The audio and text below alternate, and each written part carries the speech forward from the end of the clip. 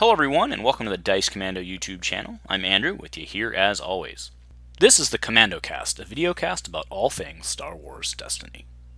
This video and others like this one are possible thanks to viewers like you. Please show your support with a like and subscribe, and be sure to hit the bell notification icon so you don't miss any new videos.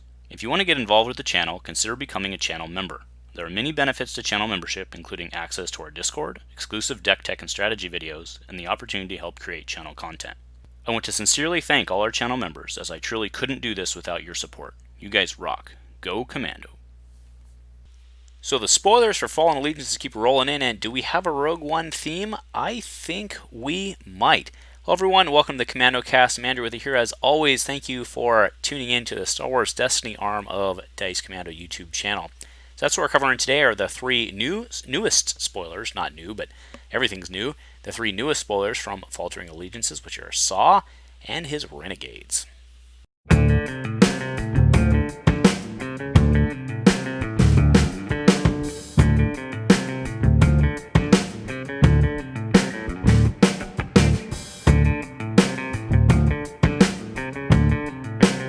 Hey guys, thanks for tuning in and joining me yet again for what may end up being one of the more disorganized casts we've ever had. And the reason is I'm not really sure what to make of the spoilers today. So what I want to do before we get into the full discussion, because I'm pretty sure I'm going to go round and round with myself on this, is I want to actually just go through the spoilers themselves, kind of put them in context. And because we can actually put these in context, right? That's part of the problem with doing a lot of spoilers is, you're kind of talking about them in a vacuum, specifically with like some of the ones we've seen before with Detect. We haven't seen a majority of the set to really talk about Detect, but none of the spoilers today actually deal with Detect. So we can really analyze them, granted not knowing what else is in the set that we're going to see, but I think it's reasonable to put them in context. So that's what I want to do first, and then I want to, we'll go through the three, we'll talk about them briefly and what they do, and then I kind of want to go into the discussion, and I think it's going to be a very fluid discussion. Like I said, it's going to be a bit disorganized, because I don't really know what the heck to make of this first one, right? So let's go ahead and go into this. So, Saw Gerrera, Ruthless Extremist, 12 health, 3 indirect, 4 indirect, 4 indirect, 5 indirect for 1 with a 3 disrupt and a blank. So you look at the stats and oh my god, right? But, well, let's go to the coolest thing. This is fantastic, right? I love this mechanic, and we'll talk about why this is a fantastic mechanic. And granted, it's not technically a mechanic, but the 17-15 point cost, right? He's 17 non-elite, he's 15 elite. So, I mean, you're probably running this guy elite, right? But there's obviously a drawback with that as well. So he's a character partisan trooper. I do have to admit, when I first read this guy, actually for like the first probably 36 hours of seeing this guy, in my head he was still a trooper just because of the way that previous Saw was. And that's not the case. He's not a leader. He's partisan trooper. Trooper is not irrelevant. Now, you're probably not going to measure for measure his die, because that's a hell of a die, right? But it matters for other things like Riot Shield. For example, right, Riot Shield's a big deal. There's a lot of other trooper stuff out there. Do remember that if you can somehow stay off the restricted list at this point, the military camp is viable for him. So after this, then I mean, this is the big thing, right? After this die, and remember, if you're playing him elite, this die applies to both dice, right? So after this die is rolled or turned during the action phase, if this character's elite, deal 1 indirect damage to yourself, right? So when you activate him, that's a roll. If you pitch to reroll, that's a roll. If you focus him, that's a roll. If your opponent doubts him, which granted doubt won't be legal, at least for the moment, in standard, but use that for example, right? If they were to doubt him, that would be a roll. That's 1 indirect. So this guy's a beast, but serious drawbacks with this guy, right? So, let's go ahead and move on, because Saw's going to be the bulk of the discussion for today, because I don't really know what to make of this guy. Yeah, so next one is Rebel Partisan. He looks awful familiar to Jedha Partisan, except he has 1 less indirect on his side. So Rebel Partisan, 8 health for 8 points. Right, he's not one of these elite jobbers, right? He's just a straight up non-unique single die. 1 indirect, 2 indirect, discard, disrupt, resource blank. Character partisan, not a trooper, but that's okay. I mean, well, I don't know if it is okay. I mean, well, but that's relevant because Saw's a trooper, so it could be relevant, I guess. But after the last card in your hand is discarded, discard the top card of your deck to deal 1 indirect to an opponent. It's interesting. I think, yeah, I think probably you're not going to. I don't think that's going to be huge. I mean, the obvious thing here with this guy's ability is that you can use it in a mill deck, but that actually helps your opponent, right? Because if we go off the pure value, if we go off the pure Andrew value scheme of indirect being roughly 0.8 of a value, right? Which, remember, we consider 1 ranged, 1 melee, 1 damage to be 1 value. It's not a good return on your investment. Now, do keep in mind that that's an unlimited value die. So it's bad versus mill. It could be great if you're pulling off a saw die, for example, right, in some crazy mirror or whatever. Could be great. The thing I don't, on this guy, like looking at him, I don't think his ability is that great that he couldn't have had a 2 indirect and just matched the partisan, right? And what would have been really, because he has exactly the same die size as the partisan except the top one, and like this could have been a really, I think this was an opportunity, I think, for them to send an olive branch to those that want the reprints. Like they could have parallel died this one, I think, and kind of just sent a little olive branch over. But maybe they were trying to avoid that entirely. I don't know. So it would have been. I don't think he would have been broken at 2 indirects, like at two indirects. I mean, right, to have a 2 indirect on the top side. I don't think he would have been broken there. So I don't know, but maybe in testing, they found him to be too. Well, not too good, because then they would have done something else. But like maybe in testing they found him to be just slightly above curve, so they decided to walk back the 1. That would be my guess as to why they landed on that. But this guy's very interesting. All right, and then we also have a event card, Reckless Ambush, for 0. Spot a scoundrel or partisan to deal 2 indirect to yourself and remove a non-character die. So this is very clearly a, well, it could work anti-mill, actually, right? Take a 2 discard off the table or something like that. Like that could work, because then you don't care about the damage. This one's interesting. I mean, I think it's on curve. I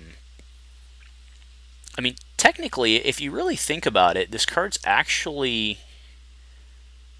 Oh, okay. No, it's below curve. Okay, what I was going to say was it's above curve, because having, right. So generally, your general removal, right, remember, is 1 resource, card from hand, and condition for die removal.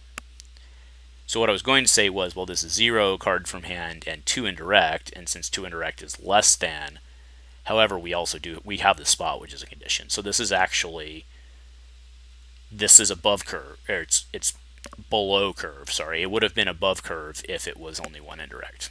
So, I mean, there are certainly conditions in which this is good, and again, remember, we're comparing this to a lot of the other removal that exists today, which a lot of that leaves standard. So, I mean, we'll have to see where we stand. So maybe, I had made the statement earlier that we were not looking at these in a vacuum, but this one I think we potentially are looking at in a vacuum. So I don't think this card's particularly great, but it may find a home, especially because, I mean, remember, we lose Entangle, we don't lose Shock, but we do lose these pickings. And this is a hero card, right? So hero yellow's in a rough spot. Well, significantly rougher spot than they are today after rotation. So this may find a home. It's interesting because this goes with the Saw deck, but like I don't think you can afford to deal yourself the indirect if you're playing Saw with him, right? So the Saw, I mean, Saw's going to be you're going to roll Saw and punch yourself in the face, right? So yeah, all right. So let's go into the bulk of the discussion here about Saw, right? And this is where I apologize in advance. I'm sure I'm going to flip-flop on this like crazy. And the reason I didn't shoot this immediately when it came out is because I wanted some time to think on him, because I didn't know what to think about him, and I still don't. because I'm having a really hard time. You guys know that I tend to be very value based, very math based, and like I can't figure out the math on this guy. And in fact, I would love to have Zion, because I know Zion's also a value guy. That's why we get along very well. I'd love to have him on and kind of get his insights on that. So offer his extended buddy if you want to. So here's my first crack at this guy, right? And I could end up likely will end up in the end being completely wrong, right? But what I think you have to do is I think you have to devalue, right? When you're looking at his die for his points and his health, what I think you have to do is I think you have to devalue his die by at least one, right?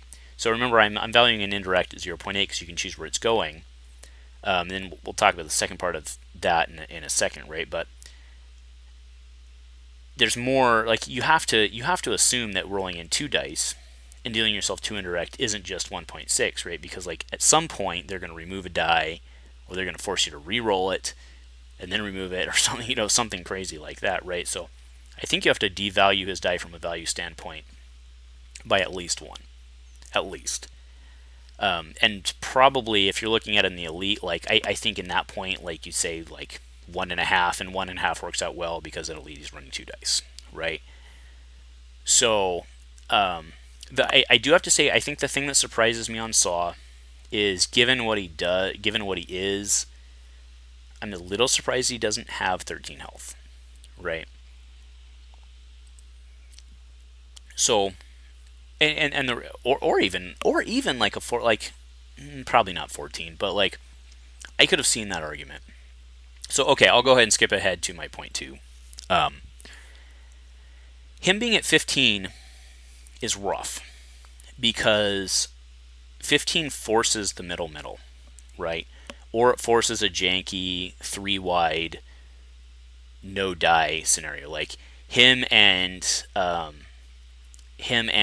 Hoth Trooper. That's what I was saying. The Hoth Trooper, like, it's not bad. Or because I was trying to come up with, okay, well, can I run him with like Wookiee Tribe, like do Saw Wookiee Tribe, and you can.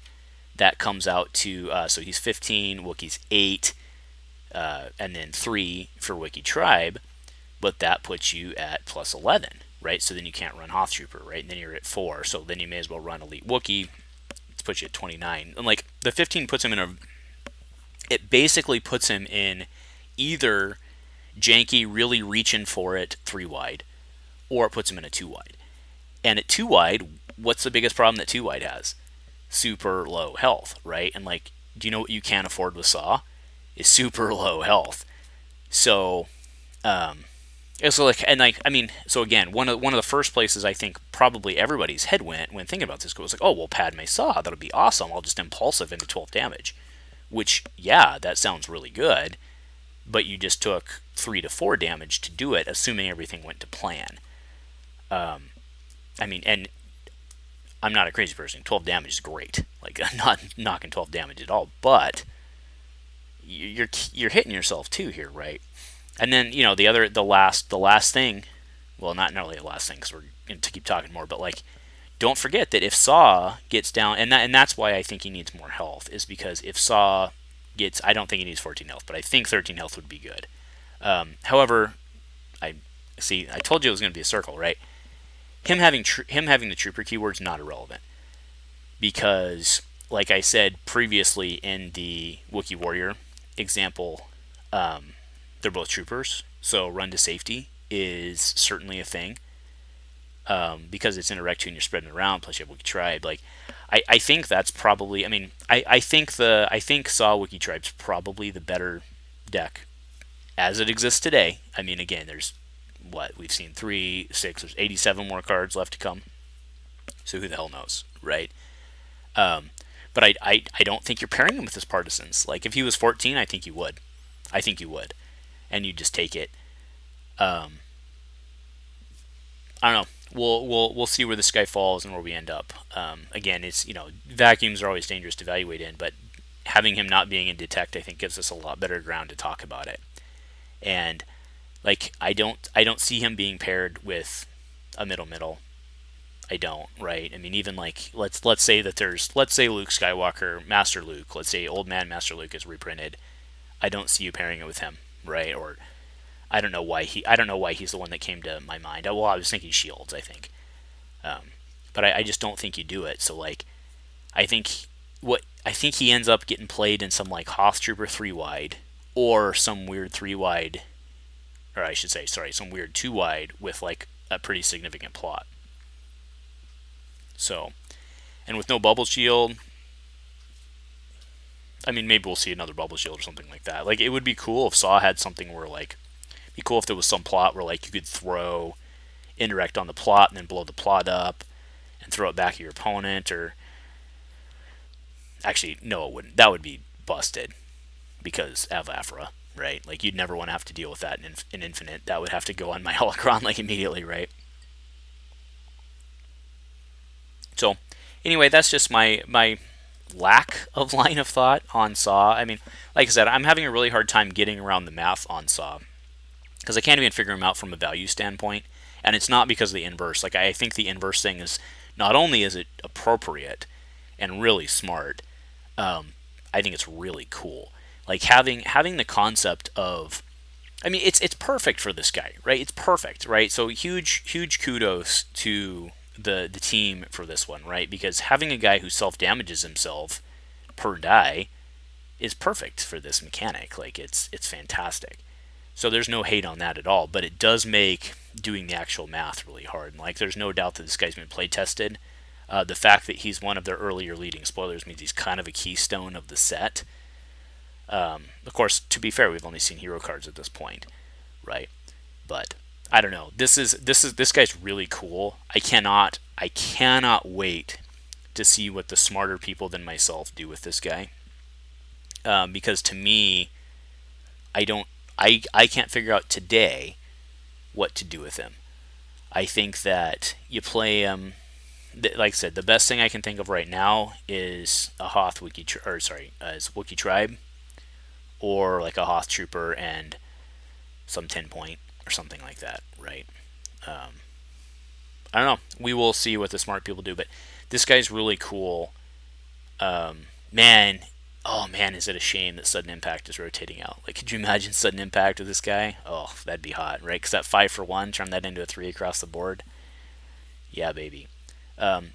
Last thing, and we'll drop Saw, is he does not have a resource. And I've heard some feedback out there that his problem with not having, like, they're like, oh my god, he doesn't have a resource, that's a huge problem. It's like, I don't actually know if I agree with that one.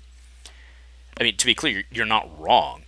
Like, his deck's not going to make money, which is a serious problem in today's world of Star Wars Destiny. Like, that's 100% correct.